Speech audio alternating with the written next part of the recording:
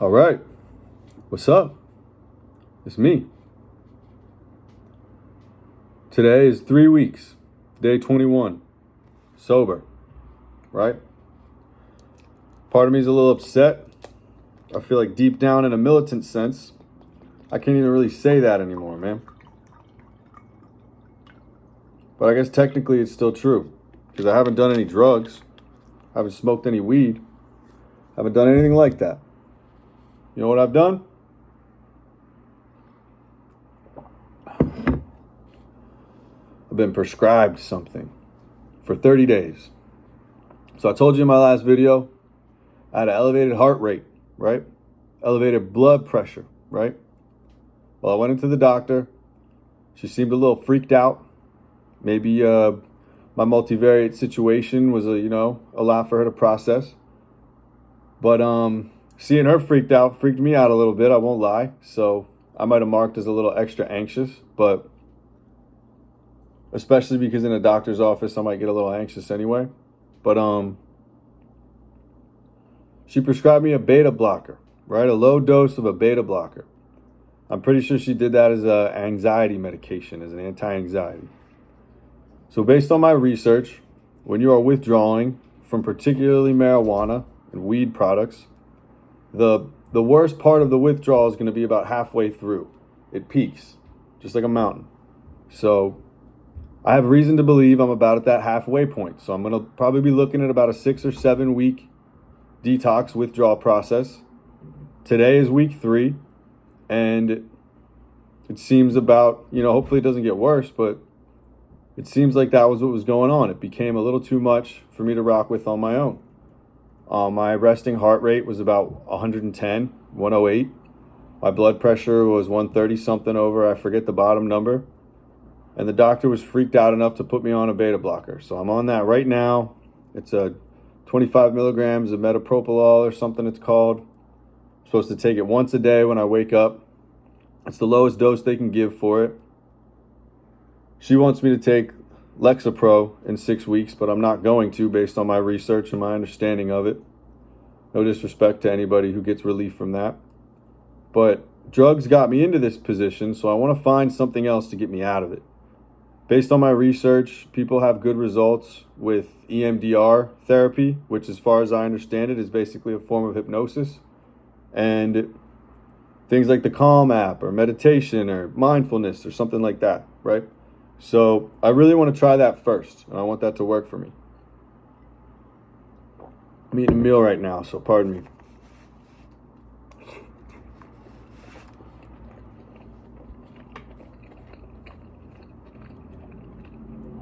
A little steak and rice, peppers, cilantro. I have to switch my diet up because yesterday I did what I would normally do. I had a Big Mac from McDonald's. I looked it up. There's about 1 gram of sodium in a Big Mac.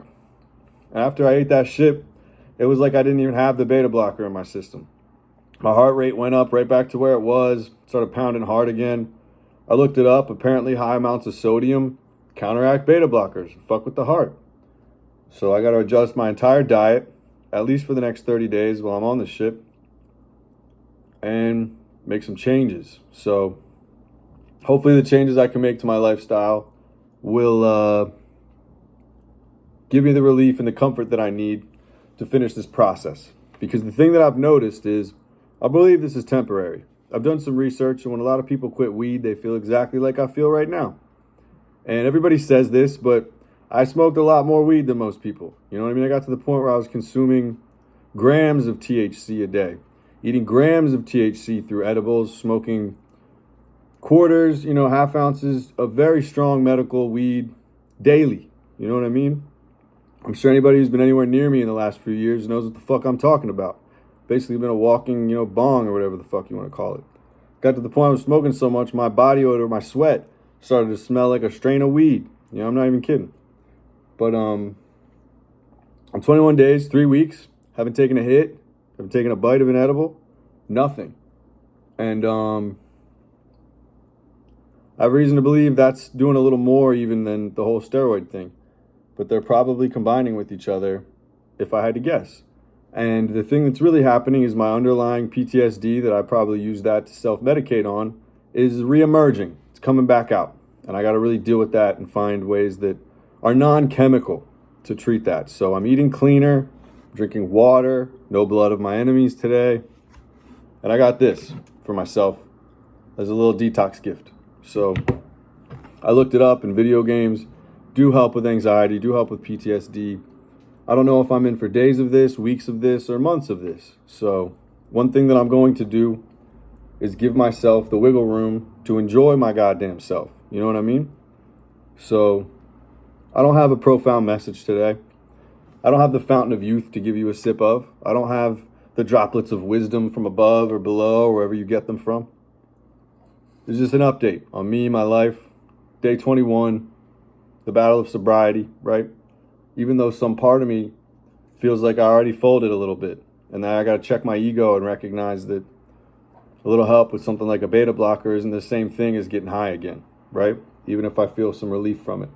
And as much as I wanted to need nothing and, be that cold turkey, I don't need a medicine, I don't need anything type guy,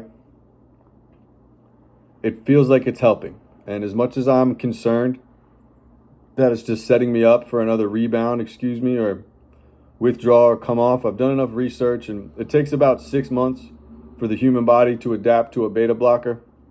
So if I'm only taking it for 30 days, then I'm going to stop. Might be a day or two of a little roughness, but if that can get me through a really negative period, a really difficult period of detoxing, of withdrawing, if that can take me from 21 days to 51 days, that doesn't sound like a bad thing. So I'm going to do my best not to take it if I don't need it. But I've noticed that even on it, sometimes my heart will creep back up to 100. But I'm less worried about it because I'm more calm and it beats less hard and things are more comfortable. So I saw somebody online somewhere, you can be careful what you read online, but they have a theory that the reason this happens is because your body's kind of flushing out, pumping out what's going on. And I think because I used to use marijuana to relax myself chemically, I have to find a new way to relax myself, and my body has to recognize that it's not coming back. So as my body seeks these chemicals that I've been taking for years and years and years and realizes they're not coming back, it's kind of like when you get really hungry and you don't eat. Sooner or later, that hunger pang will go away because your body's like, I guess we're not getting any food. So why would I make you suffer, make you feel like shit if you don't have access to food? So that same type of response, I don't know how long it'll take. I don't know when it will go away. I'm hoping it will, and this isn't just what I feel like when I'm not high, right? But that's what I'm working with. That's what I'm rocking on. We got Spider-Man. I'm about to grab Demon Souls, and I'm just going to try to enjoy myself. I can't really lift weights the way that I used to, so I'm hitting a lot of extra cardio and things like that. I got an EKG when I was in the hospital. So I believe if I had significant or, a problem with left ventricular hypertrophy, if there was a real problem with my heart, that would have shown up there. And the doctor also that I saw kind of believes that this is just severe anxiety or PTSD emerging. So based on those factors, I'm going to take this beta blocker as needed, which so far has been yesterday and today. And I'm just going to ride it out. I'm going to do my best, and I'm going to find a way to get into some EMDR therapy, do some talk therapy with a therapist that I trust and have worked with in the past. I believe his new company is called Chain Breakers or something like that, but I'll give you an update. He does good work, so I think it's going to go well, but obviously I'll keep you posted. I won't try to predict the future. I won't act like it already went well. But that's where I'm at. So yeah, we will see what happens. But I'm grateful to be here. I'm grateful to be alive. I really thought the first week or two was going to be the worst. I didn't expect it to get worse over time. But, here we are. And based on my research, it's very normal for a motherfucker to come off the weed and then it peaks over time. So I saw some places that said that a heavy user, which I suppose I was, needs about 6 weeks. So there's a chance that it'll get gradually worse up until today, week 3, that I'm at the peak now, and that it will slowly, gradually get better. If I'm a freak and I have an 8-week period, then it's going to get a little worse for the next week, peak, go back down. But the thing I am happy about is, even though my resting heart rate can creep up a little bit and it's 100, when I do my cardio or when I do activities, it doesn't shoot up to like 150, 160, 180, knock on wood so far, you know what I mean? It's going to about 130, 120, and I can manage that. So I would love to be sitting here with a 60 or 70 BPM resting heart rate, but I haven't gotten one of those yet. But when I can get really calm and, you know, the beta blocker does its thing, I'm sitting at like 80, which I'm much more comfortable with than 110. So even if it just stops me from freaking out for a little bit and creating a bit of an anxiety feedback loop, I think it's useful. And as much as I would rather not take anything, I'm going to trust the process and give my body a chance to kind of heal and keep it rolling. But that's what's going on. Yeah, if you have any questions, if you want to reach out, let me know. My Instagram is Andrew_Prometheus.